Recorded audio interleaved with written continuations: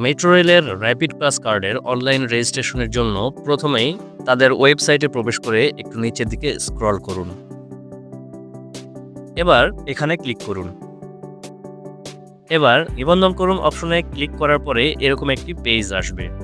এখানে নাম, mobile number, email এবং পাসওয়ার্ড সেট করে এখানে ক্লিক করুন। আপনার মোবাইল নাম্বারের সাথে সাথে একটি 4 সংখ্যার ওটিপি আসবে। এখানে ওটিপিটি লিখে সাবমিট করুন। এরপর এখানে ক্লিক করুন। এবার এখানে ক্লিক করুন। এবার আপনার ইমেইলে নতুন আরেকটি 4 সংখ্যার ওটিপি আসবে। ওটিপিটি এখানে লিখে সাবমিট করে দিন।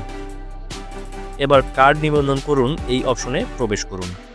এখানে আপনার র্যাপিড পাস কার্ডের নাম্বারটি লিখে যাচাই করুন লেখা এই ঘরে ক্লিক করে দিন।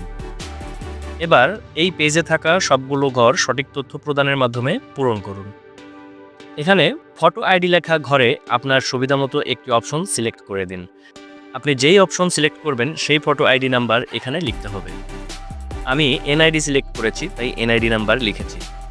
আপনারা চাইলে পাসপোর্ট, জন্ম সনদ অথবা ড্রাইভিং লাইসেন্সের যে কোনো একটির তথ্য এখানে দিতে পারেন। এবার সবগুলো ঘর আবারও চেক করে দেখুন কোথাও কোনো ভুল আছে কিনা। সব ঠিক থাকলে নিচের বক্সে একটি টিক দিয়ে সাবমিট করে দিন।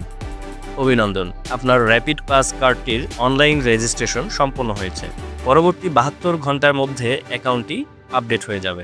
আপডেট হয়ে গেলে আপনার কার্ডের বিভিন্ন তথ্য এখানে দেখতে পারবেন।